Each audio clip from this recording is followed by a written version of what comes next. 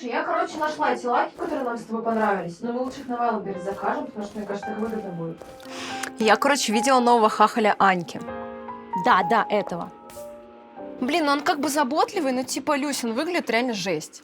В общем, не знаю, блин. Добрый Сейчас, день. секундочку, ко мне пришли. Короче, Дело в том, такие что дела. мою квартиру Вообще. залили соседи сверху, потому что у них прорвало батарею, которую должны были поменять год Люсь, сейчас, назад. секундочку. Так, что вы хотите? Вы писали письмо? Да, мне не ответили. Сейчас, Люсь, это не тебе. Так, вы одно письмо писали? Да, уже прошел месяц, ответа нет. Как быть? Блин, Я короче, могу походу, увидеться это с надолго. начальником. Давайте я перезвоню, ладно? Угу. Сейчас, давай. Так. Блин, это, конечно, странно. Ладно, сейчас посмотрим. Так, фамилия ваша? Некрасова. Имя? Ирина. Отчество? Николаевна. Так, год рождения. 1986. Адрес? Конногвардейская, 50, квартира 22. Льготы, привилегии есть у вас какие-то? Нет. Так, дата последнего обращения. Я не помню. Ну ладно, не страшно. Ну, смотрите, у вас, короче, задолженность 200 рублей. Вот, если до конца месяца не погасите, то все, пойдут пени. Хорошо, я погашу. Можно сейчас, я сделаю скидку. Нет, спасибо. Давайте сейчас. Ну, блин, сумма небольшая, вы заплатите и забудете, а мне не надо будет вам эту рассылку отправлять. Хорошо. Ага. Так, карты или наличные? Да, наличные. Теперь все? Сейчас, секундочку, квитанцию дам вам. Так, вы будете показания счетчиков давать? Я не помню. Уже как бы последний день месяца. Я вас поняла. Так что с обращением? Блин, да подождите, не работает у меня система. Сейчас.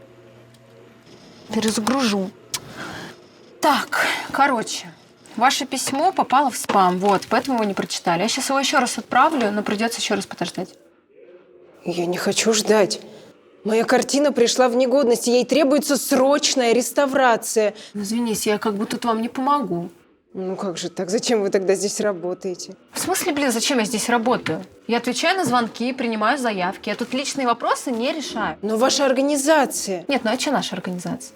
Вы что, сами не понимаете, что ли? Вы, конечно, можете потратить время, пойти там попытаться решить этот вопрос, но я вам объясняю, что это бесполезно. Вот ваша квитанция. И сейчас я сдачу дам.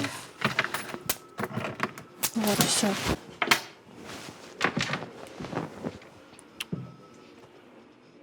Так к кому я могу обратиться? Блин, ну не знаю. Ну сходите к инженеру нашему. Он знаете, где находится? Сейчас, короче, нарисую вам. Сейчас, смотрите, мы находимся на первом этаже, вам нужно на 4-й. Короче, поднимайтесь на лифте на 4-й этаж. Вот.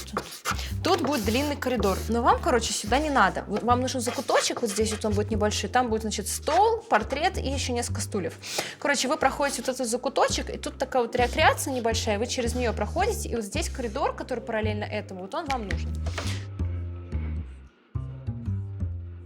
Вера, давай, твою, я не буду чинить эту трубу. Она уже старая, и один фиг потечет. Лера, успокойся, что мне делать? Заявка поступила, куда мне ее теперь?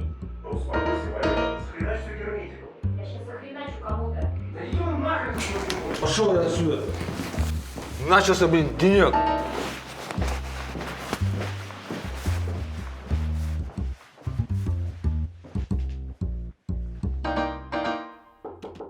Да-да, войдите. Здравствуйте, можно? Можно. Мою квартиру залили. Мы здесь ни при чем. Наверху прорвало батарею, которую должны были поменять еще год назад. Соседей не было дома, и вода потекла по стенам, залила мой книжный шкаф, где, между прочим, есть редкие книги. И мою картину 19 века, которую через неделю должны увезти на выставку. Вы написали заявление? Да, мне не ответили. Электронно или письменно? Электронно. Бывают письма, теряются, даже электронные. Дата и номер обращения? Я не помню.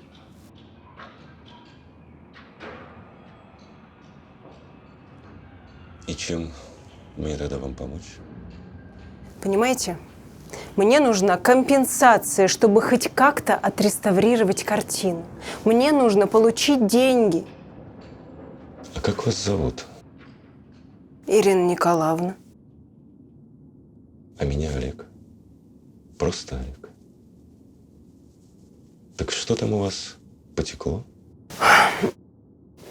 Не потекло, а прорвало старую, древнюю, никчемную батарею, которую установили еще при царе Николае II, а может, в Первом.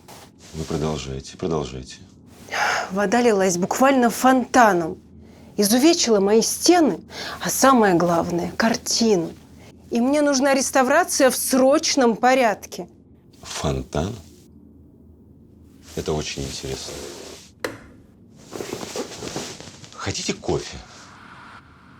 Нет, спасибо. Вы не стесняйтесь. Присаживайтесь.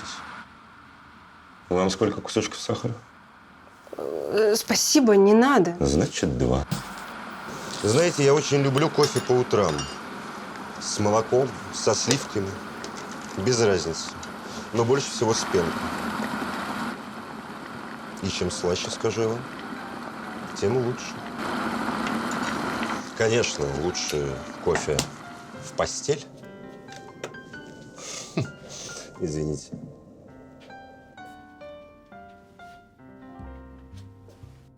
Знаете, мне очень нравятся женщины в платьях. Это так естественно. Это вообще-то юбка. Неважно. Неважно. Я глубоко убежден, что современная культура делает из женщин мужиков. Нам ведь так нужна нежность, ласка, чтобы мы могли вас оберегать и поддерживать. Собственно, а почему ваш муж не пришел разобраться?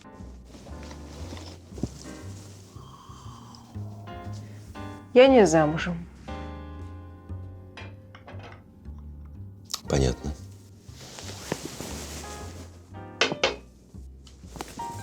Понятно. Такая красивая. И одна. Значит, ходите. Такая одинокая. И разбираетесь. А не тяжело столько нести на таких хрупких и нежных плечах? Тяжело. Знаете что, Ирина Николаевна? Я могу поменять вам батарею. Но еще покрасить стены. Да-да-да. И побелить потолок. И если понадобится, я заменю вам все смеси. Нет, спасибо. Ирина Николаевна, я заканчиваю сегодня ровно в 17:00. Напомните, где вы живете. Хотя не надо. Это не важно. Неважно, Олег, я перестаю вас понимать. А что здесь понимать, Ирина Николаевна? Может, вы с ума сошли, что ли? Я сейчас буду жаловаться! Полиция! Женщина, во-первых, прекратите кричать. А во-вторых, в вашей проблеме никто не виноват. Вы что, сами не могли сказать своим соседям, что у них старые батареи? Что им срочно их надо заменить? При чем здесь это? Во-первых, мы вам платим за то, чтобы вы меняли батареи вовремя, а не через 2 года. Ирина Николаевна, у многих людей ситуация в 100 раз хуже, чем у вас. И я не считаю возможным вам помочь. Поэтому попытайте счастье в других кабинетах. Я подскажу, вы ходите дальше через 2 двери. А то, что вам нужно отремонтировать батареи, это я у себя отметил. Поэтому не беспокойтесь, батареи мы вам Поменяю. Я не вам.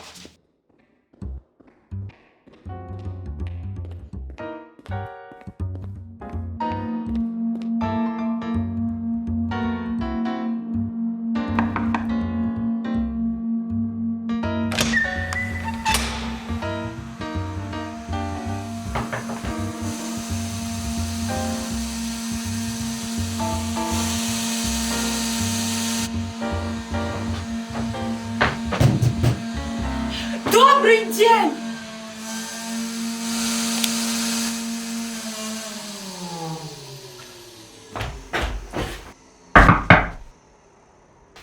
Добрый день. Какой у вас вопрос? Как вас зовут? Нина Константиновна. А что?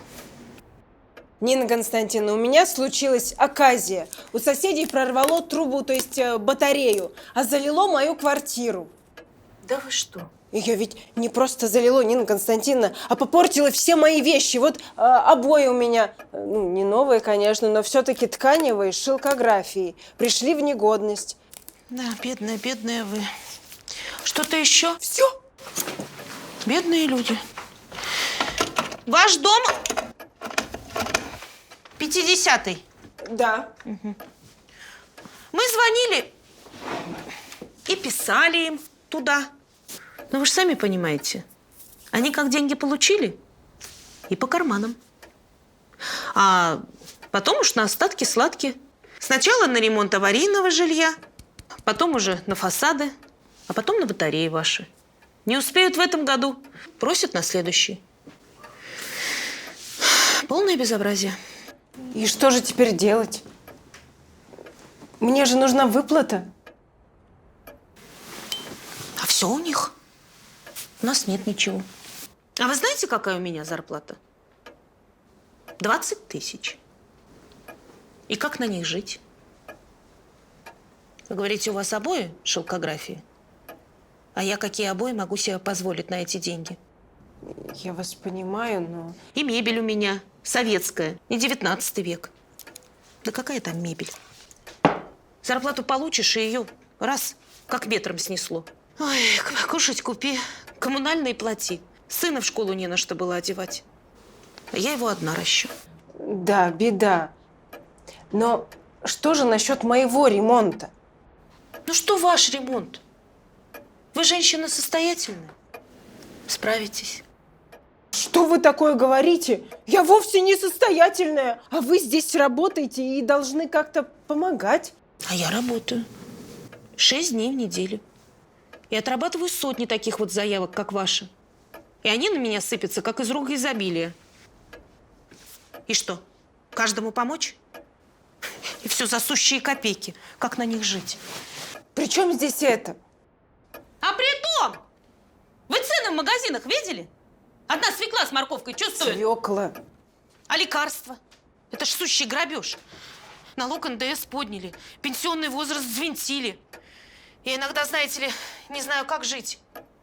Давление скачет, нервы с этой работы ни к черту. Раньше все-таки, знаете, как-то повеселее жили. Колбаса была вкусная. А мороженое 15 копеек, пломбир. Помните? И медицина бесплатная, не то что сейчас. За все плати. И люди, знаете ли, были честнее и добрее. Мне сейчас неплохо живется. Тогда что ж вы жалуетесь, раз у вас все хорошо? Мне нравится мороженое в вафельном рожке за 100 рублей. Не хуже, чем раньше было. Вы просто не пробовали то мороженое. Да какая разница? Мне нравится старое мороженое, мне нравится новое мороженое. А вот коммунальная служба не нравится. Вы же совершенно не отрабатываете заявки. Почему я трачу столько своего времени, хотя мое письмо к вам давно пришло? Женщина, письма теряются. И мы не можем следить за каждым.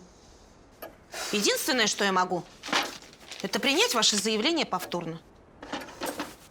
А лучше всего наймите хорошего адвоката. Я думаю, у вас есть такой на примете. Подайте в суд. И день через год вопрос решится. Спасибо. Думаю, что так и сделаю. Чего вам это будет стоить?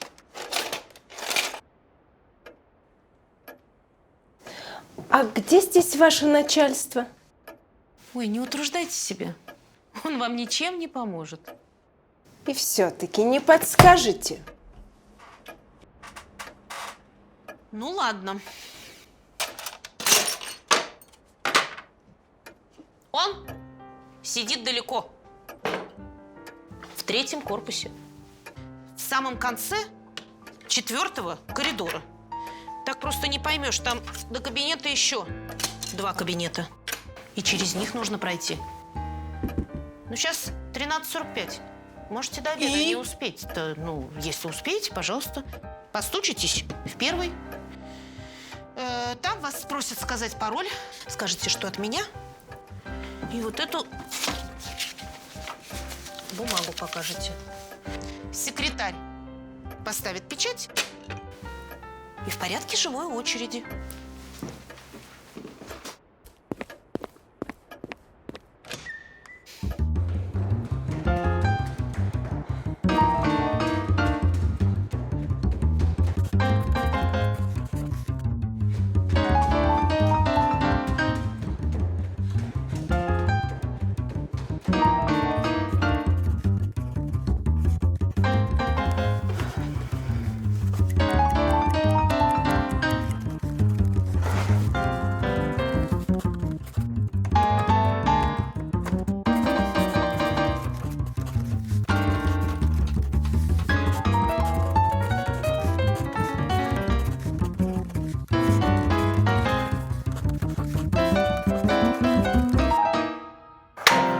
Успели.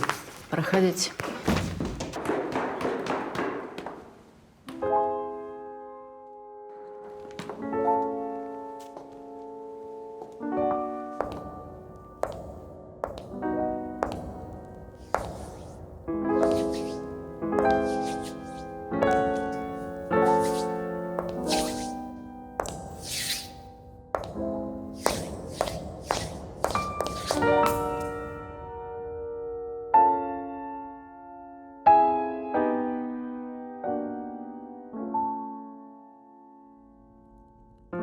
Здравствуйте.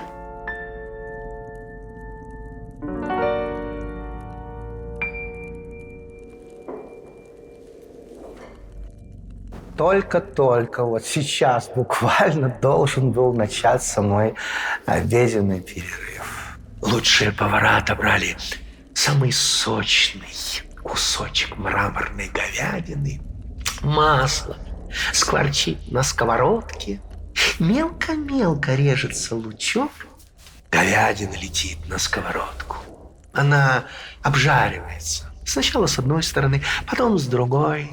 И падает прямо на тарелку. Но я повременю с обедом ради решения нашей с вами общей проблемы. Значит, у меня случилось следующее. Знаю, я все уже давно знаю. Батареи. Батареи прорвало. Да, и уничтожило вашу уникальную коллекцию. да. И осень. Вечный нам урок.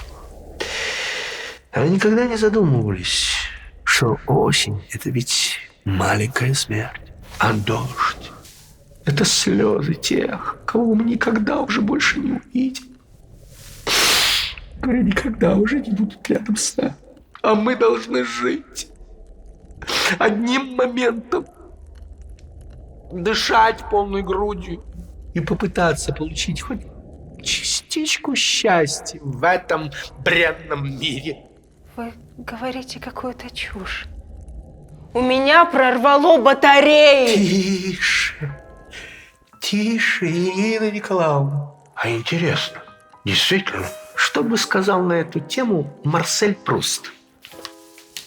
Не бойтесь зайти слишком далеко, потому что истина всегда еще дальше. Какая истина? Истина в том, что что самое нежное общение в мире бывает между теми, кто не заинтересован в общении. О как! Я потратила целый день, мотаясь по кабинетам, чтобы вы мне сейчас читали Пруста? Счастье полезно для тела, а печаль развивает душу. Черт побери! Какая печаль! Мне нужно картину вести срочно! Если я не успею ее показать, я потеряю репутацию и останусь без дохода на ближайший месяц. Ваша организация, вы ничего не делаете. Вы только гребете с нас деньги, чтобы есть вашу мраморную говядину и издеваться над нами. Лучше всю жизнь прожить в мечтах, чем в действительности. Пруст! Чтобы решить любую проблему, мы должны пройти 7 кругов ада. Чтобы исцелить страдания, нужно пережить его полностью. Пруст! А вот что я вам скажу из Марселя Пруста. Быть в курсе дел не всегда значит принимать в них участие. И обладая здравым рассудком, мы должны понимать, что страдать можем лишь из-за тех, кто достоин этого.